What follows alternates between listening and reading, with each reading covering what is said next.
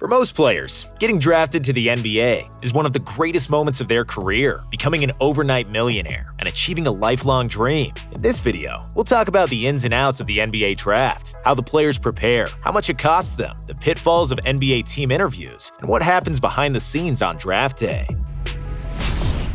Before the draft, around 85 to 90% of all players who enter the draft are playing in the NCAA, which means that their season finishes in February or March. And as soon as they're done playing for their respective schools, the draft preparations begin. One of the first things players do is hire an agent if they already didn't have one in college. NBA agents generally receive between 3 to 4% of the player's contract, per industry standard. They are not permitted to make more than 4%, but they can make between 10 to 20% of the athlete's endorsement contracts, although these figures vary. After that, the real work starts, and the NBA hopefuls immediately begin rigorously training for the draft. Players usually work out twice a day for several months, meaning that the tab keeps running pretty fast, including the gyms, trainers, development coaches, travel costs, food, hotels, etc. Thankfully for the majority of the players who are entering the draft, they are not the ones who pay these costs. Their agents are. Pre-draft training is a part of any agent's pitch, and it has taken on an insane amount of importance for draft-eligible players. Recruiting a top player, an agent will typically spend anywhere from $10,000 to $30,000 on flights, meals, hotels, and training costs. Usually, that money is not reimbursed, but if you're an agent and land a lottery pick, you are glad to pay all the pre-draft expenses. Other than paying for all the pre-draft requirements,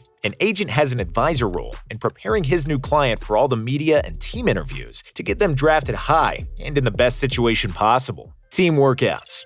As the draft gets closer, players will start speaking to teams and participate in private workouts. Players who are projected to be picked high usually just work out for teams who have the top 3 picks, and sometimes even for only one team. This is a strategic play by both the player and his agent, and while it carries a lot of risk for most players, it usually yields results for top prospects. For example, Cade Cunningham, the first pick of the 2021 draft, had only worked out for Detroit and Houston, who had the top 2 choices. If there is great interest in a player from multiple teams, as there typically is for lottery picks, they will usually choose to hold a pro day at their training facility in front of multiple teams, scouts, and front office officials. However, many players also do individual workouts for different franchises, especially players who are projected to go later in the first round or the second round. This means flying across the country to visit different teams and work out for them, often during a tough and action-packed travel schedule. Some guys work out for 10 to 12 different teams in a couple of weeks, which I imagine is extremely energy draining. The workout consists of different kinds of speed, endurance, strength, and basketball drills, centered around certain skill sets and competitive situations. They are usually 1 to 2 hours long and can be individual or in a group, and teams will sometimes call up different players in the draft to play one-on-one. When Kobe Bryant worked out for the Lakers in 1996, he famously annihilated everyone one-on-one, including Michael Cooper, a former Lakers defensive ace. Jerry West called it the best draft workout he'd ever seen, and in general, a workout can make or break a player's draft stock, even though they are not a 100% indication of future NBA output. Team interviews.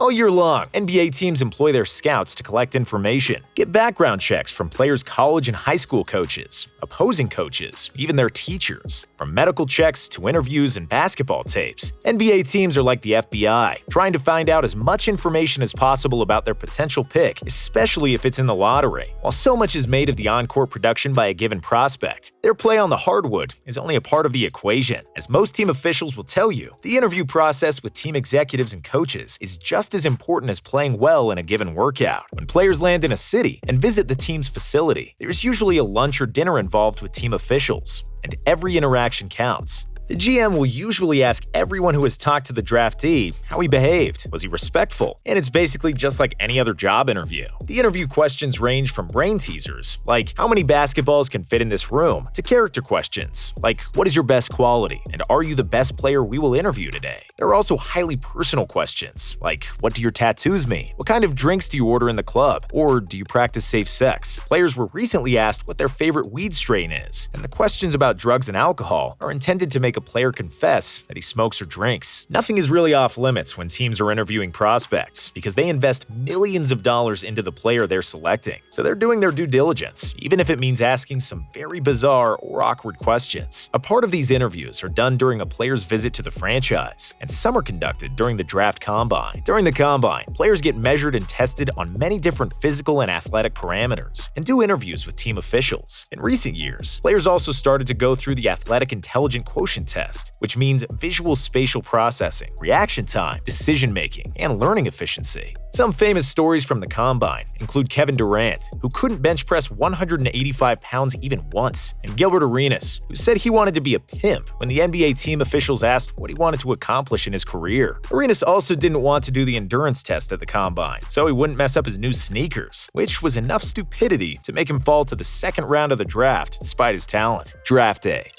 On the day of the draft, most teams know who they will select, if that player is still available. They also pretty much know who other teams are going to pick, because all 30 teams are in constant communication. Some GMs may feed false information to their colleagues, and they are certainly not playing with fully open cards. But generally, front offices have a pretty good sense of who the other teams like and don't like. Players know this too, and most of the guys picked in the lottery have a good idea where they're going to end up. Of course, there are surprises, which was best portrayed by Zach LaVine and his F me reaction when he got selected by the Timberwolves in 2014. Any player can attend the draft, and those who choose to come to New York personally have an organized meeting with two current players, usually an NBA vet and a recent rookie, whose task it is to advise the players about the draft process and the NBA in general. Then, they all meet with the commissioner, Adam Silver, for lunch, after which the draftees go to the hotel to relax and put on their expensive new suits. And then, the show begins. Those who are expected to be picked in the lottery go to the green room, which is neither green nor a room. It's just a roped-off area in front of the main stage. Players have an entourage at their tables that usually consists of friends and family. When Adam Silver finally takes the stage and the countdown for the first pick begins, every player is anxiously checking their phone, looking to get confirmation about their NBA future. However, NBA teams sometimes call in their selection in the final moments, and a player might find out directly from the commissioner. Again, Zach LaVine serves as the example, but in the majority of the cases, the players find out before Adam Silver announces the pick, either from their agent or the general manager of the team that selected them. Sometimes, however, it all happens so fast that they find out their future NBA club from Adrian Wojnarowski, like the rest of us. If a player is traded on draft night, the league has to accept the trade, which can get a bit hectic in the heat of the moment, and a player might not know where he is heading for a few hours after his name is called. Once they are selected, players do a ton of interviews, which can last past midnight. Their phones are blowing up with notifications, and their social media following usually quadruples overnight. Rookie salaries and undrafted players. The NBA rookie salaries are, for the most part, predetermined and based on a rookie scale, which is defined by the collective bargaining agreement. First-round contracts run a total of 4 years, with the first 2 being guaranteed. In the second round, contracts weren't guaranteed at all until recently. But under the new CBA, they are guaranteed for at least 1 year, and sometimes for 2, and every player selected must make the league minimum, which was $925,000 in 2021. The first pick, Cade Cunningham, will earn more than $10 million in his first season, while the 30th and the last pick in the 2021 first round signed for $2 million.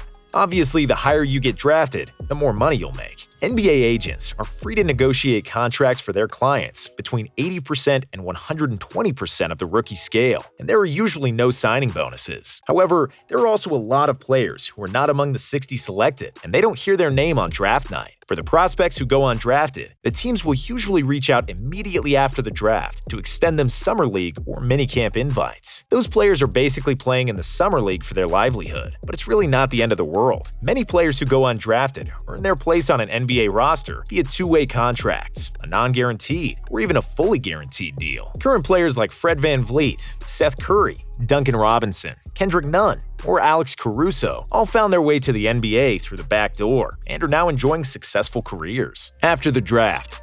After a player is drafted, he usually gets a phone call from the GM, a team owner, and the coach. The teams also set up a flight for the player and some of his family members in the next 24 hours. Upon arrival, drafted players are scheduled to go to press conferences, photo shoots, and meetings with the front office and coaching staff. Then, it's all about settling into the new city, finding an apartment, and getting their life as organized as possible in a short amount of time. Why short? because about a week after the draft, the training camp opens up for Summer League, a traditional showcase for the league's young talent. That first training camp lasts for 4 to 5 days, and after that, most players suit up for their teams for the first time at the Summer League, and their dream of playing in the NBA comes alive, albeit unofficially. It will take more than 3 months until the start of the regular season, and even longer for their first paycheck, which won't be deposited into the player's bank account until mid-November. So if you maybe are a young viewer that hopes to get drafted into the NBA someday, don't go berserk with the spending, and good luck.